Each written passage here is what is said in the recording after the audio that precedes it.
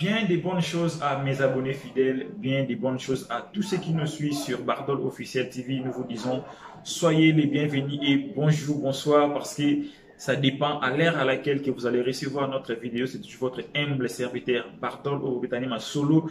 Il y a musique qui na chaîne au Bardol Officiel. Alors les actualités nous obligent à échange d'idées par rapport à l'actualité musicale qui est déroulée dans Mboka Nabiso. Alors, tout le monde souvent boué. Espace commentaire, ils ont Nabino, beaucoup commentaires, beaucoup idées, tout ça, échange d'idées dans quatre espaces commentaires. Si c'est pour la première fois, aux Abiso, la chaîne, n'hésitez pas de s'abonner sur notre chaîne. Et puis, n'oubliez pas de s'appuyer sur les sons de notification pour ne rien rater dans la prochaine vidéo.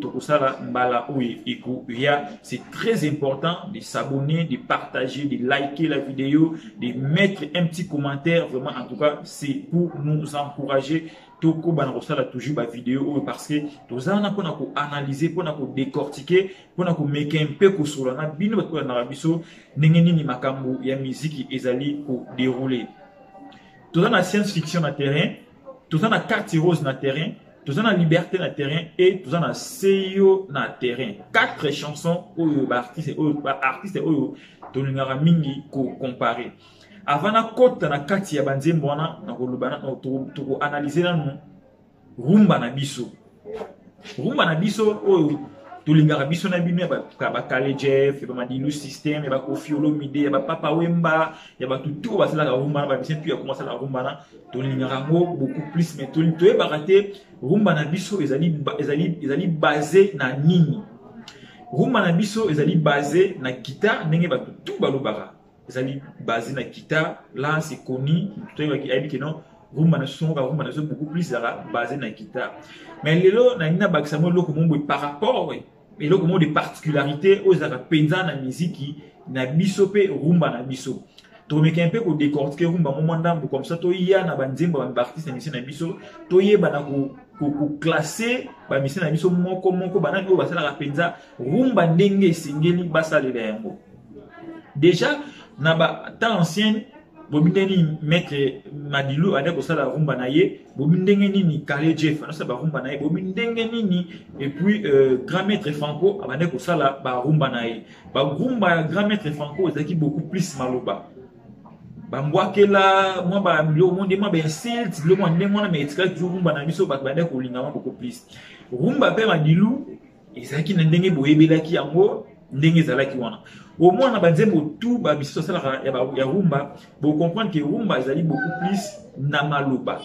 Ils ont beaucoup plus na maloba, ils ont beaucoup plus aussi na guitare, ils ont beaucoup plus na mélodie. Donc maloba, mélodie, guitare. Ils ont composé rumba na biso. Rumba na biso ils ont lokola mutu ou azolinga mwasi, azobondi la mwasi, azotalisa mwasi ba qualité oye azata musu o mwasi aignoraka. Donc c'est que au Koutanina Mwasi, aux autres expliquer Mwasi beauté oye azali. Tant que oye moi on a découvert ya moté mais yo oye ko yebse que non au monde nous a Mwasi kitoko au monde nous a kitoko au Kapina Park à Virunga au monde nous a ko la immeuble ya Wall Street Center au monde nous a ko la immeuble ya Sozacom. C'est par là que moi ça comprendre que non ba qualité na nga eza boy ndenge mobali oyo aye ko yebsa ngai. C'est ça ndenge rumba congolaise etambolaka. La rumba congolaise est un moment où vous allez plaire batu donc ko sepel sa mutu ba message beaucoup plus ya rumba au de ka min ko sepel sa batu ezaka min ko faire réjouir batu ezaka min ko valoriser batu ko kumisa mutu c'est ça rumba congolaise et simbami na ba genre de parole mo ya ndingo wana ce qui doit exemple peut-être il y a les grands mots pas au zembo beta héroïs tous pas parole ya nzembo wana vous comprendre que grand mopa wazali ko flatter mutu ko kumisa mutu ko ebisa ye babiloko oyo tam susu ye azate mais azo pesa yango ye pour epesa mutu wana zo yoka ye maloba ali veut dire alinga ye ata mutu wana zaki na besoin ko linga ye te soki mwasi ya so ko bali wana te mais vike ayoki maloba zo ebisa ye zo pesa ye mbamoko envie ya ko linga mobali wana te pesa envie ya ko se découvrir oye azali na nzembo wa airways grand mopa ayebela biso abi à côté moi ayeba lobi ba photo o ba tiaka na ba panneau géant na ba prospectus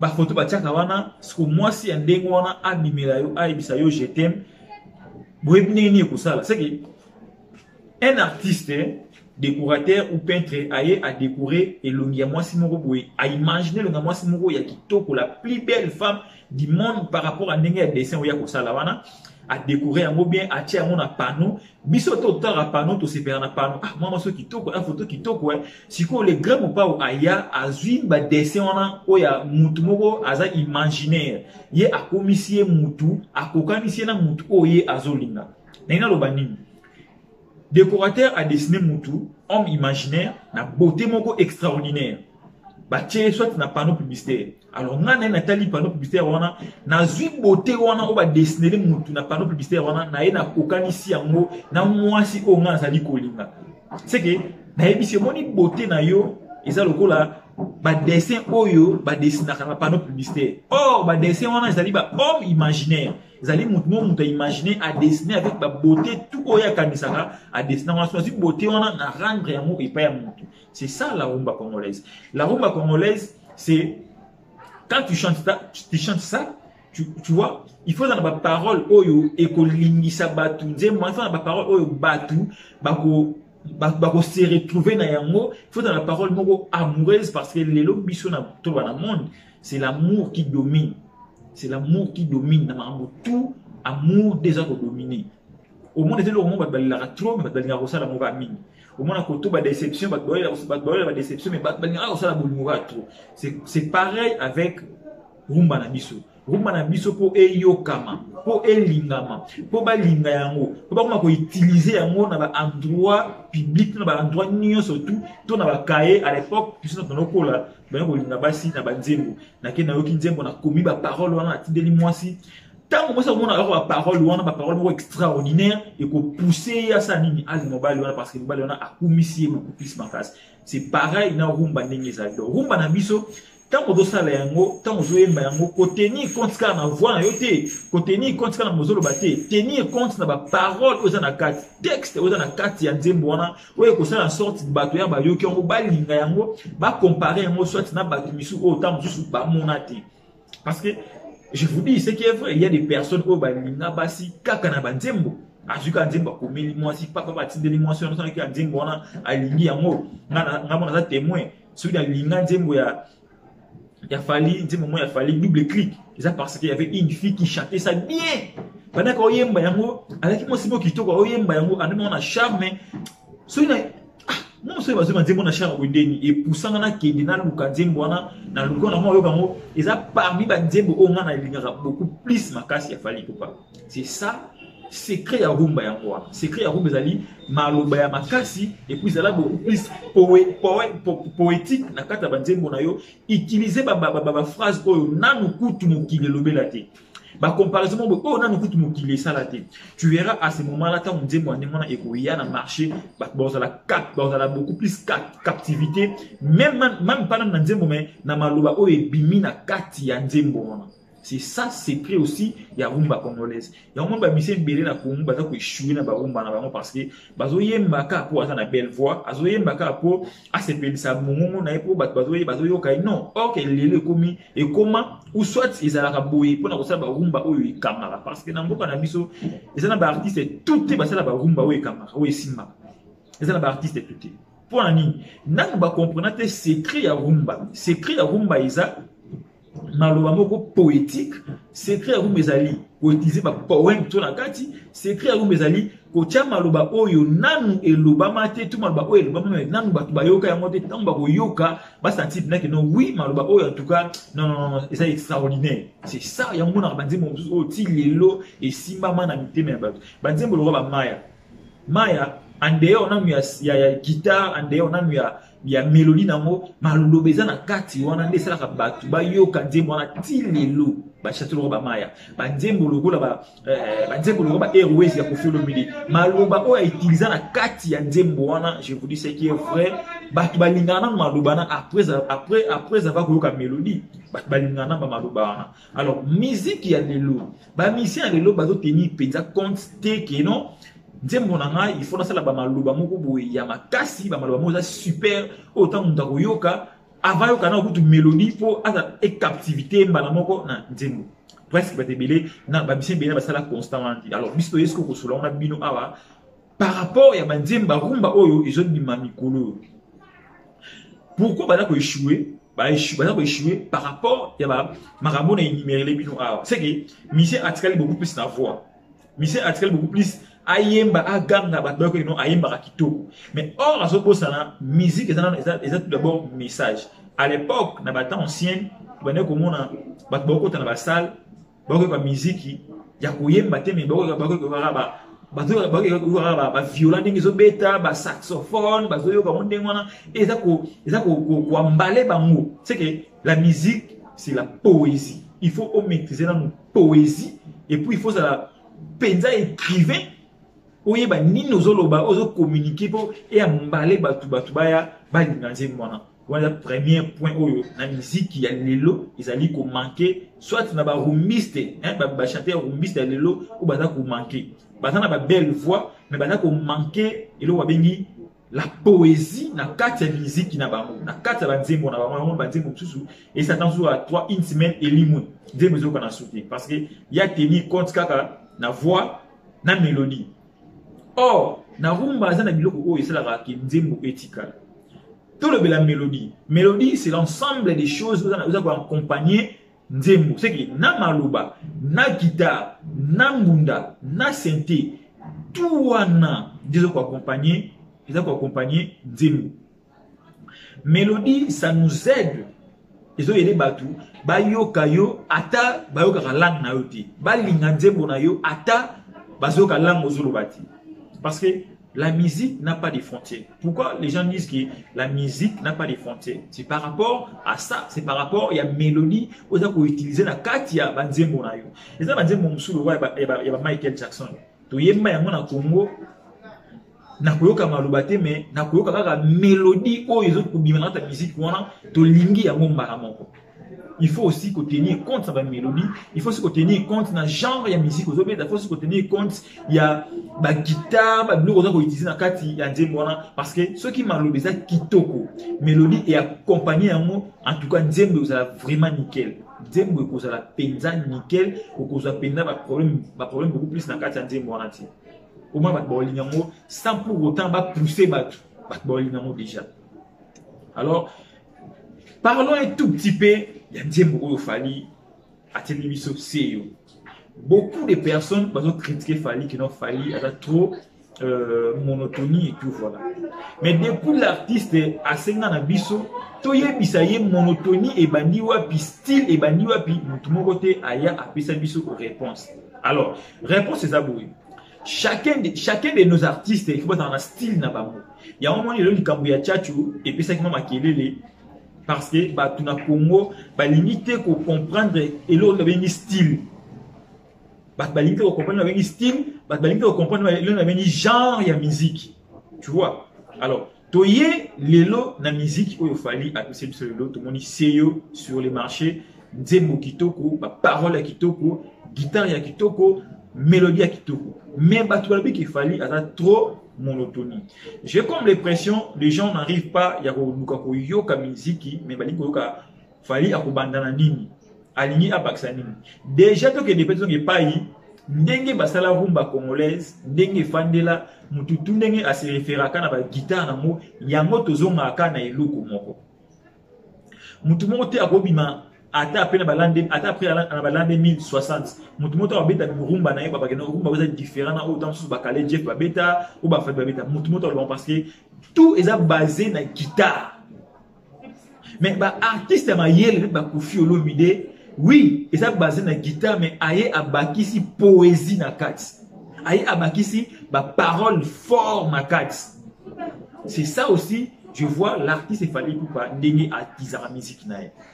Vous allez comprendre à kati nzembo wana il y a des phrases où Fally a utilisé la phrase moko vraiment ya makasi oyo biso na bino nan toyokati. Quand je dis toyokati c'est ba comparaison oyo l'artiste a sali na kati ya nzembo wana. Il y a aussi des paroles ostoyoka na biso mais l'artiste a lobi yango na ndenge na ye pona ko laksa na batu comment azali ko faire développer musique nae. Donc na première parole parce que c'est ngana luka yango parce que na koma ki yango donc na première parole où l'artiste a yembeli biso na kati ou a utilisé na kati ya nzembo na ye aux différents peut-être na ba nzembo misusu oyo l'artiste a yemba quoi ou a utilisé la biso donc na ba parole la parole voilà.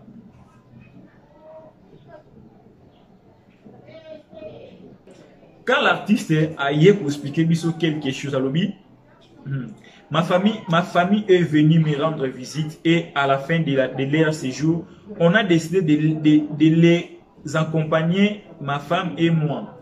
Et pendant le voyage, le bateau a coulé et on me demande alors de ne sauver qu'une seule personne, soit un membre de ma famille, ma femme ou le capitaine du bateau. À votre avis, qui dois-je sauver?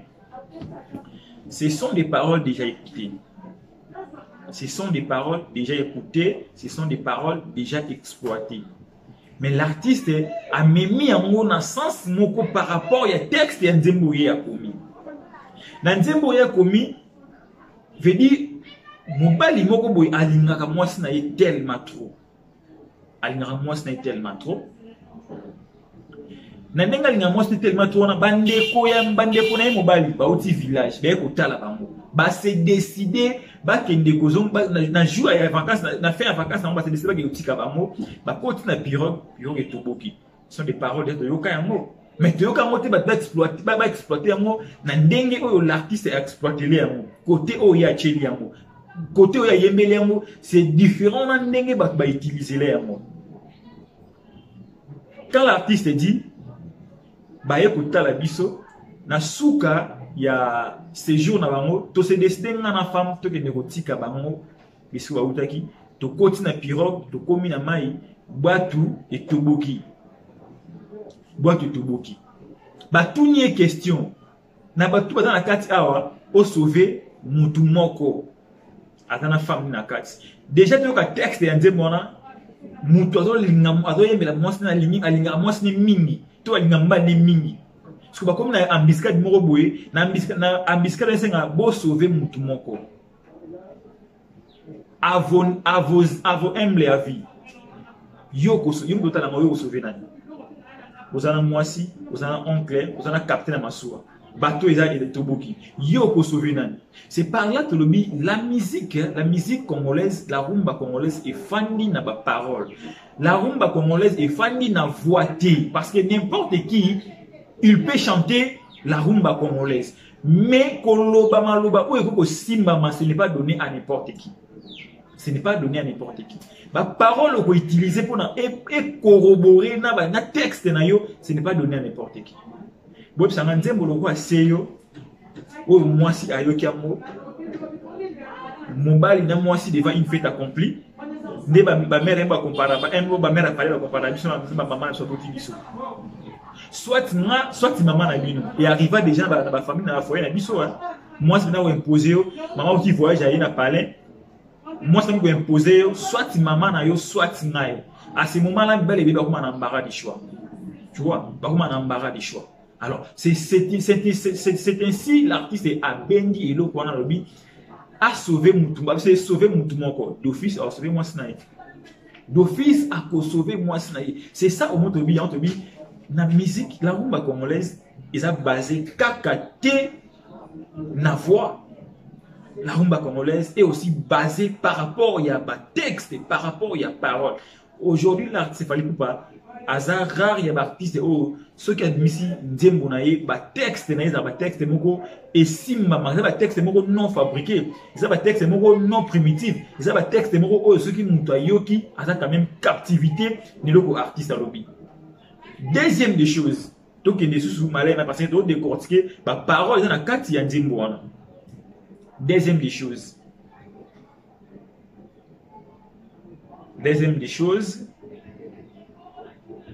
Ici, l'artiste Fally Ipupa a memé libiso,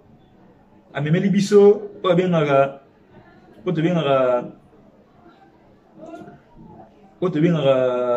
deuxième parole fort na kati ya Nzembo wana.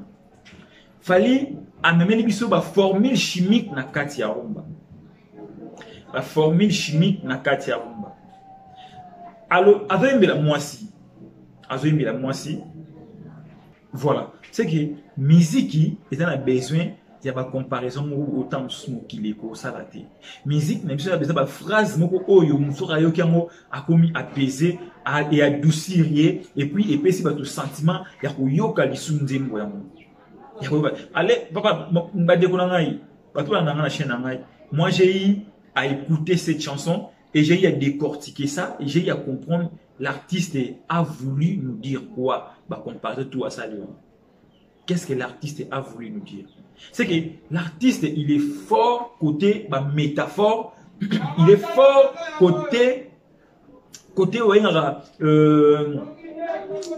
poème, il est fort côté la poésie, il est fort en écriture. L'artiste est fort en écriture. C'est ça qui fait la force. Il y a des gens qui ont fallu pas. Il y a des gens qui ont service et ils sont partout dans le monde. Il y a des gens qui ont Manitou et ils sont partout. Il y a des gens qui ont One Love et ils sont partout. C'est parce que l'artiste a compris.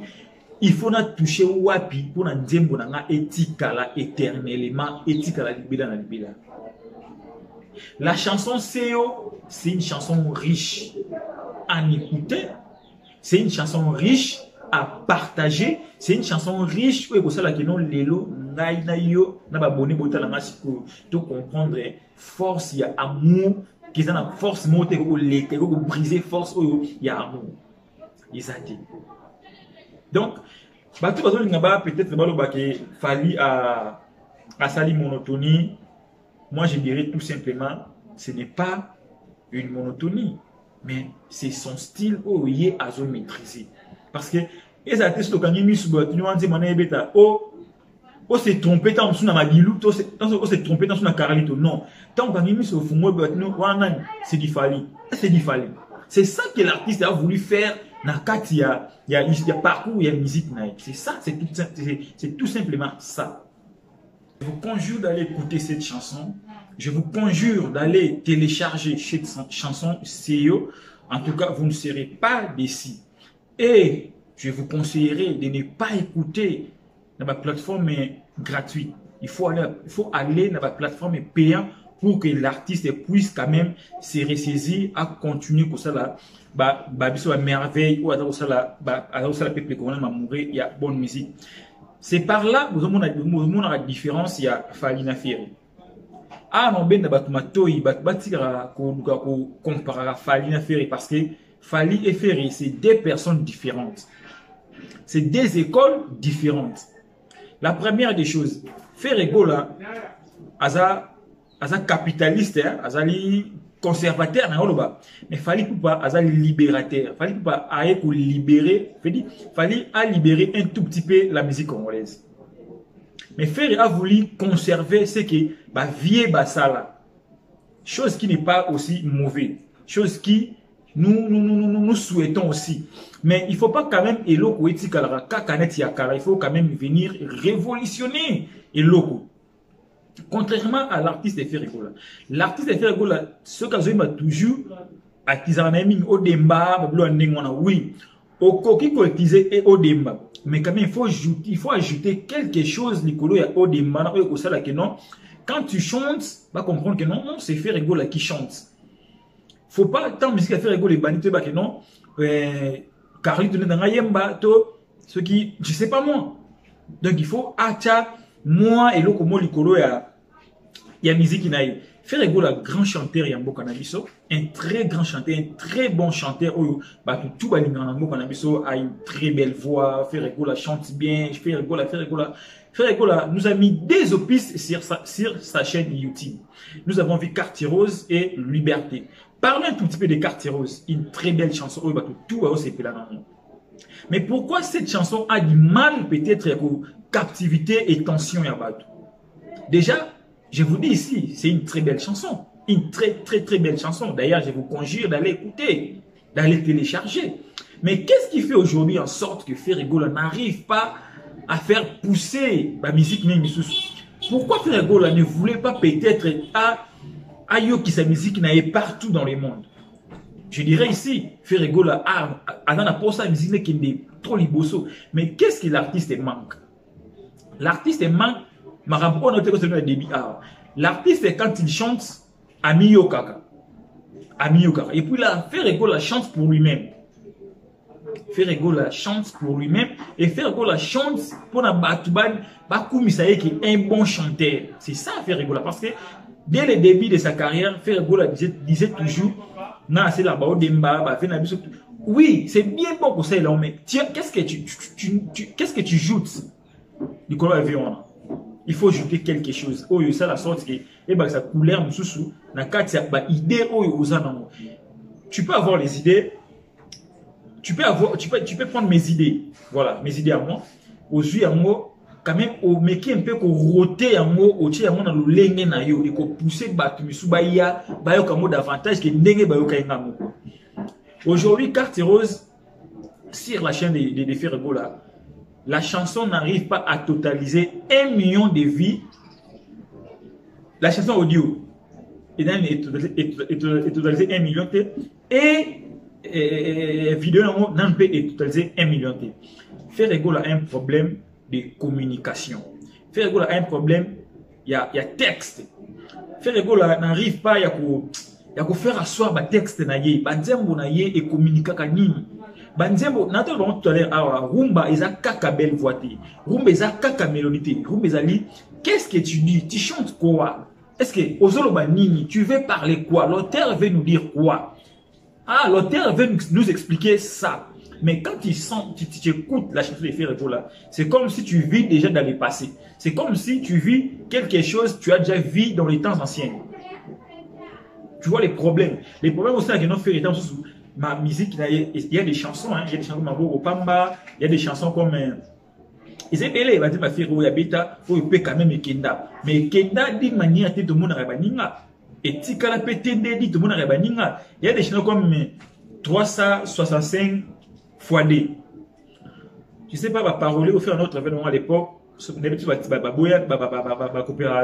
or Ferregola a un intérêt à Koluka, parolier quand même yebi comment on va maîtriser texte. Sur l'artiste, il faut à la parolier. Parce que tu ne peux pas être un artiste sans pour être parolier.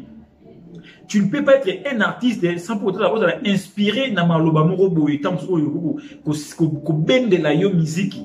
C'est un niveau moko inconnu. Sauf que Carte Rose, il y a des belles paroles aussi dans Kati, mais au sentir Carte Rose a des paroles où peut-être ça ne touche pas. Je me souviens, il fallait pour un concert à Abidjan, moi je touche les cœurs. Moi je touche les cœurs. Donc il faut faire des histoires où il faut toucher Moutou. Je veux dire, à se retrouver nakati ya nzema, donc passer na yemo boye akuta na kamo boye tango yeme loko mo boye ezongi si na passer na ye et pc maye le kuma ko projeter vers l'avenir. C'est ça où Ferregola manque. C'est ça aussi oyo ils ont manqué dans la musique tant sur Ferregola ba parole ba travers Ferregola. Les gens qui ba la Ferregola musique, il faut Ferregola yemo ko pe quand même à un esprit où il y a ko faire développer. Aujourd'hui, on ne peut pas comparer ces derniers temps bâti faire ça. On ne peut pas comparer ça avec ce qu'il fallait pour passer la biso. On ne peut pas comparer, il n'y a pas match. J'ai écouté presque l'album et a hérité mi-ange mi-démon. Déjà hérité c'est depuis longtemps, tant que Babanzé Mouna, hérité aussi à un fort côté parole. Hérité aussi. Quand bien même les Tolobela m'ont hérité, mais les Tolobela quand même à musique rumba et loko ni c'est la rapport rumba na biso et simba ma petit kala. Ils ont maloba, ils ont pas parole. Hérité ceux qui va dire mon nom soit yemba au senti que non, ils ont pas parole mon akati oh ils ont touchant et oh simba. Mais Ferregola quand il chante pour na mutayoka ati waouh atiki. Mais jamais à côté de parole, mon à Yoki, articali 2 minutes, 3 minutes sans pour autant dire un mot. Abandi comme tout na malobé mo laksani. Il lingo le bani. Alors et le corps pour nani. Est-ce que c'est ça?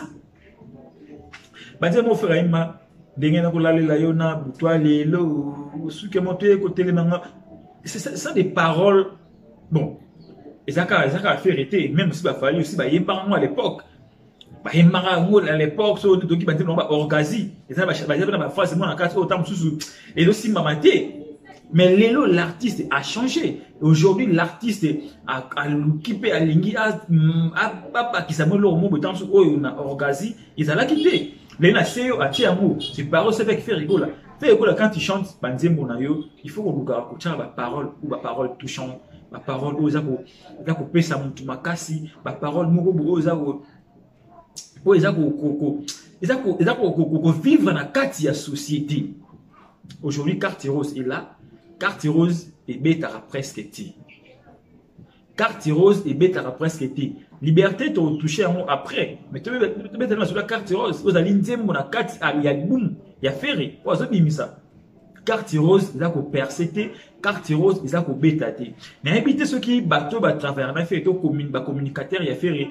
Ceux qui même ça va faire nini. Aujourd'hui, l'artiste doit comprendre sur les marchés. Abandi ko boum amouké. L'artiste n'arrive pas à comprendre. Nako simba public ni. Dans le bar toujours des émissions dans il fait rigoler. Il chante bien. Fait rigoler, compose bien sa musique. Mais fait rigoler un problème de texte. Et puis fait rigoler un problème. Il y a qu'au cibler, population. Lélo, on ne peut pas s'accrocher dans ma parole. Mais il faut que nous région génération a beaucoup plus d'âge.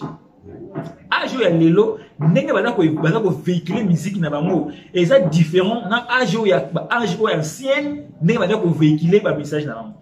À l'époque, baba des pirates, n'a pas kendi, n'a n'engé kendi l'élo. Ils ont pas les parce que quand tu chantes aujourd'hui, tu veux toujours rester dans la phrase à Maria Kala, la parole, il y a ma casse, babo kamate. Musique qui n'a eu aussi mamate. Kolanate bato aussi bakola. Bango basi bakola, basala ba west na bango ba beta musique ba yoka bango trop et tout voilà. Nous sommes dans 50, 60, 70. Ayoka ne beaucoup plus zaiko. Ayoka la stars, ayoka OK jazz, c'est ça. Mais yo, il faut s'adapter au public au bazoya.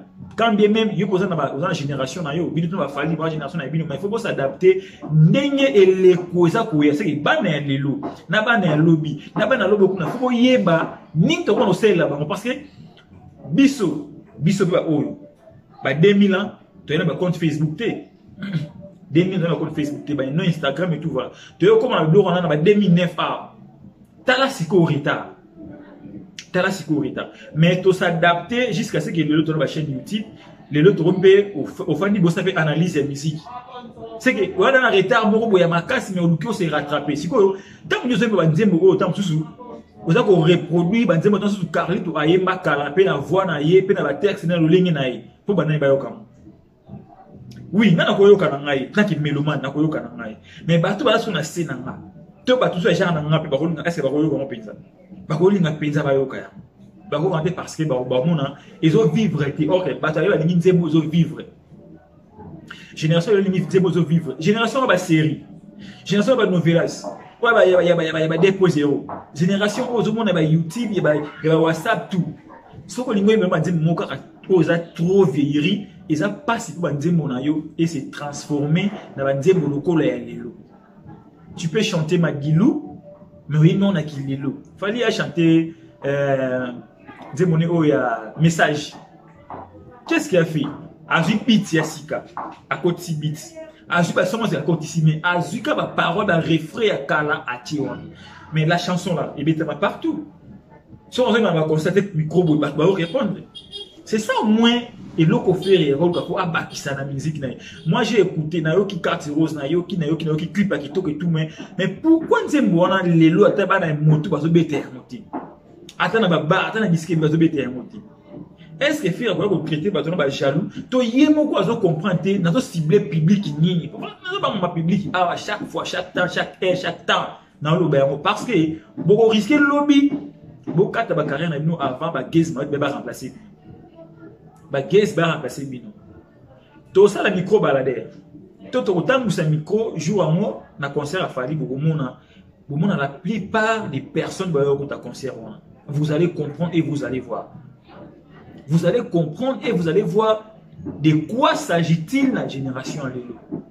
J'aime beaucoup faire rigoler parce que il est des nôtres artiste na biso mbonga na biso ça la fierté na biso mais Ferregola doit s'adapter na musique ya lelo Ferregola doit modifier sa façon de faire la musique Ferregola doit appuyer un tout petit peu na ndenge vague za ko kendelo Ferregola a kotika la statique de la musique ya ba o demba ya kala non to boy ya moté mais quand même il faut faire évoluer Lélo Liberté. Vous savez pourquoi Lélo Liberté ils en a beaucoup plus de views dans la chaîne YouTube à faire. C'est parce que la chanson écoute Nina et Venime comme l'artiste. Il vient de prison, Abimi, Ayembi Nzembo, Batutu Balimba Yokamon, Ayembi Nini. Alobi Nini. C'est par là où on est liberté et beaucoup plus vitesse et encore 1 million de vies. Mais le corps que non, c'est un artiste rumbiste à Mississippi carte rose. Et puis, il y a des choses qui disent que la minute pas à il y a chambre sur le corps de Babi non azar rumbiste, Babi Kenon, Babi Dandenge, Ayem, Marandenge, Batembre, Nezalaga, Batu Pena, Mama qui est rapide koyo kateni au artiste. Mama qui ne voit pas parce que non. Artiste déjà écouté, déjà dit. Je ne suis pas ici pour vilipender l'artiste et je ne suis pas ici pour torpiller l'artiste, mais je suis ici quand même pour montrer à l'artiste ils doivent quand même ajouter un petit bémol par rapport à ce qui est au Asalak. Asalak a donné qui toko, musique est bien, tout est bien, tout. Tobo est moté, mais l'artiste doit comprendre l'évolution du monde et c'est ça au moins côté au biso tout ça. Alors, il y a une comparaison, la comparaison, sur le bandit, la comparaison, au moins mon corps, 4 mon corps percé. Vous savez pourquoi? Les comparaison, il y a Cristiano Ronaldo, Messi. Pourquoi Kenda,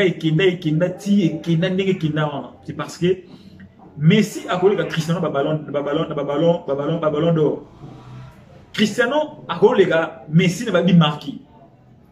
Messi a collé Cristiano n'a pas titre Missus.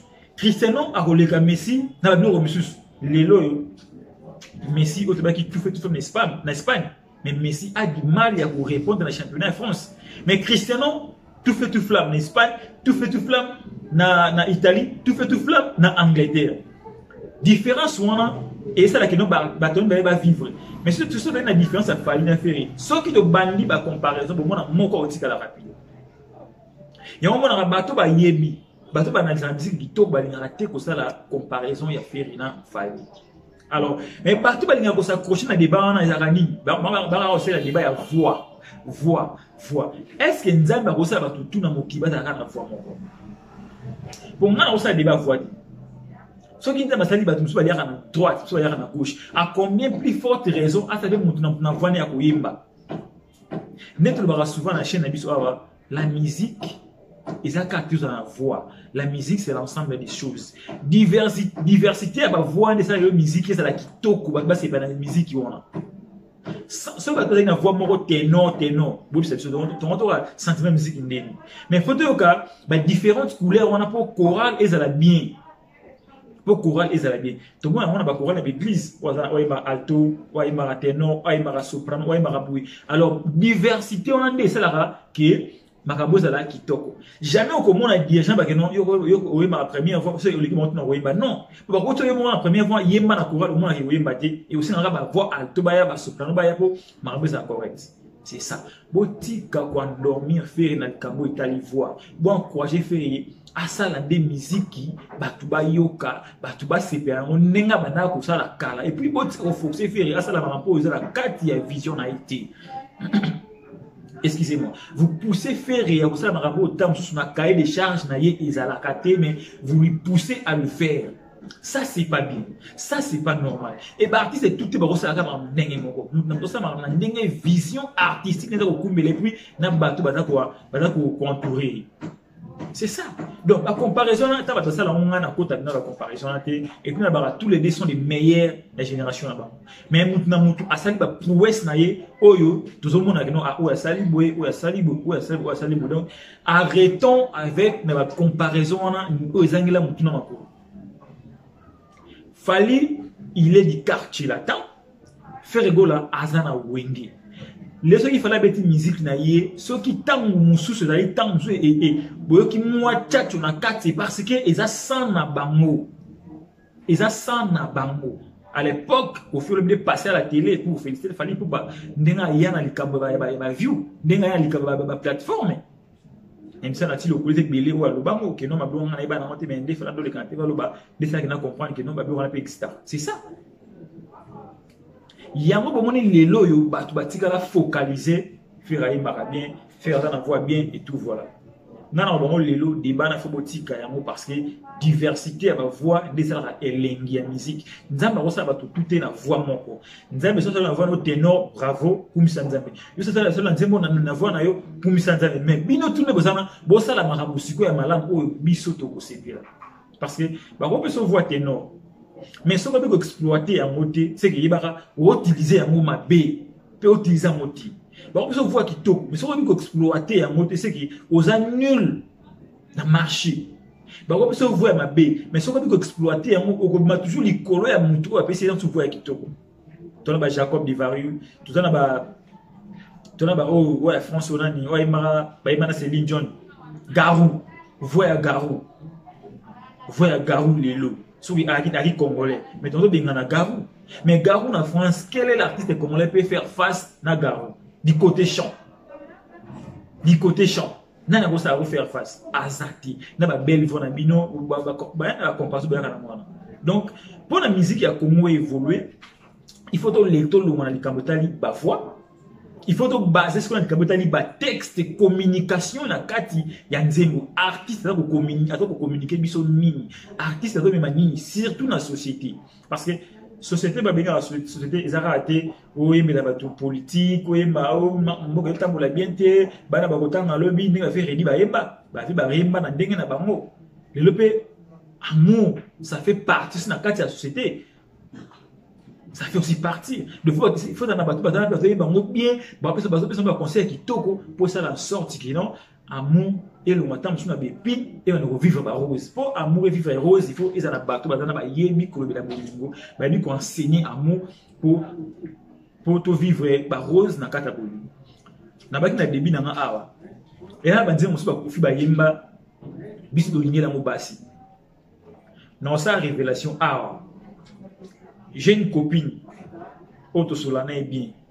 La fille là, alinganga makasi pour na tindeleka ba texte ya nzembo ya 8e merveille. So nzembo lo kwa 8e merveille. Yoka ba texte na kati wana, yoka nenge artiste exploiter yango. Vous comprenez que non, ici, cette chanson est une chanson du début jusqu'à la fin. Nzembo zali lettre mukanda. Nettement ba tati pétrole. Nzembo zate liko kalam oyembi awa oyembi otiki awa ozui koto non nzembo zali texte zali chaîne ya maloba. Tu dis quoi? Tu nous communiques quoi? Tu voulais nous dire quoi? Qu'est-ce que nous devons faire? C'est ça nzembo. Nzembo za voix. Photo moi ça c'est au débat na texte azoyemba ni ayemba ni alobaka nini bonakata musique na alobaka nini eloko ni pena oyo atinda biso beaucoup plus eloko nini parce que muntu ayemba mingi bolingo ata ko servir na bato basala ka bolingo basala yango malamu basala yango mabete penser na kata bolingo et ba problème na ngo etinda ka mutu mususu na liwa. Il y a une chanson que Kofi Olomide a chanté avec Reddy, plus fort que l'amour. So ki nzembo wana ba phrase na kati au conseil ya makasi na kati ya timboana plus fort que l'amour. Côté monsieur ko fait que non ba susu ba kota ba kusa ba belé kaka pour na joie. Ce sont des choses qui existent. Ce sont des choses qui existent.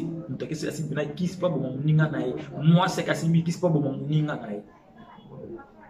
Donc c'est que na batu oyo tam soulever ba yeba tie ba sali la vidéo pour na ba que non fali monotonie déjà beaucoup dédé batu ba que non fali non en tout cas cet artiste du jour au jour aza ko sa croître ba nzembo le quoi aussi de la science fiction nzembo la science fiction et nzembo moko boye vous allez le roi ba one love ko abeta déjà le roi one love et nzembo moko boye c'est que et loko mo koti na kati ya musique oyo nanu to mona te to lito découvrir kokoti ya cinéma na kati ya nzembo kokoti sa cinéma na kati ya nzembo C'est pas chose facile. Histoire au bêtis dans oyemi à moti au côté cinéma na kati ante. Et ça va innovation. Ce sont des trucs à encourager et à féliciter nos artistes. Je vous dis ici,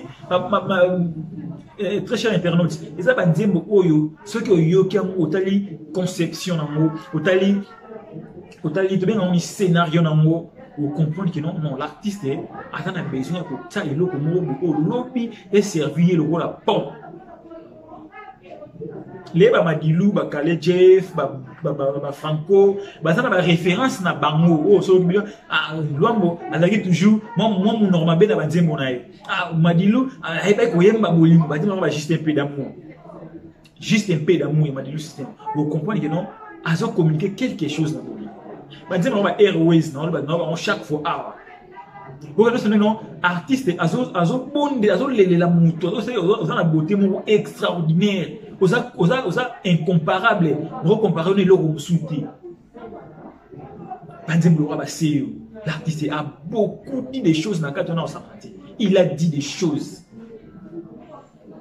Alors, c'est un signe dans le internaute, qui nous a mourir à bonne musique, abonné dans la barre officielle. Donc, comme on ça, débat de musique, il faut que l'on ait débat. Pardon, débat de voix dans la musique, il faut que l'on ait parce que voix, et ça, le voix instrument, il y a musique.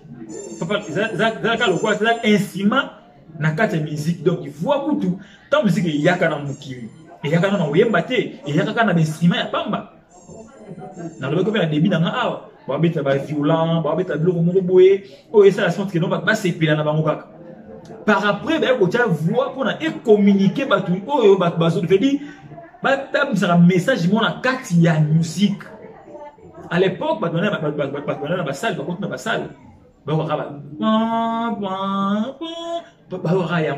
il se retrouve. Par après, on va voir, on va et ça va des musiques.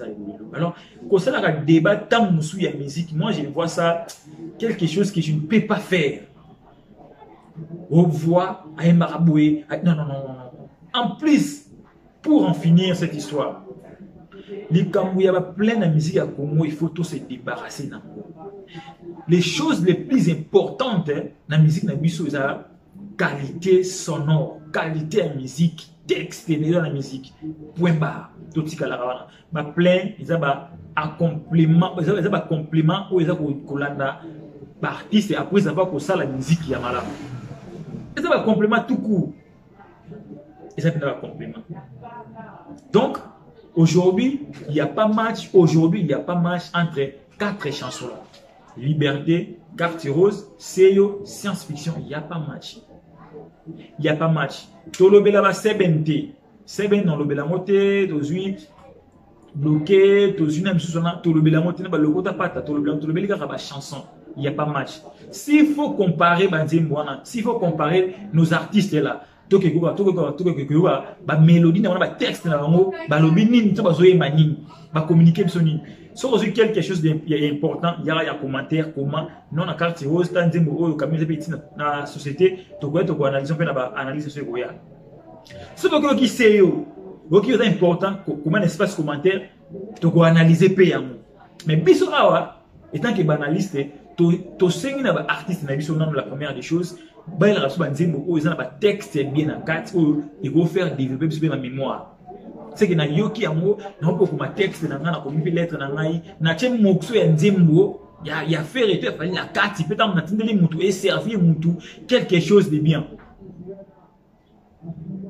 C'est ça où moi je suis. Je ne suis pas dans les futilités tout voilà non. Là moi je ne suis pas là. Ce sont nos artistes, des artistes parce que ba prouesse na mamo kitoko tout ce que comparer bango chacun d'eux a sa la musique na ye na lolenge na ye.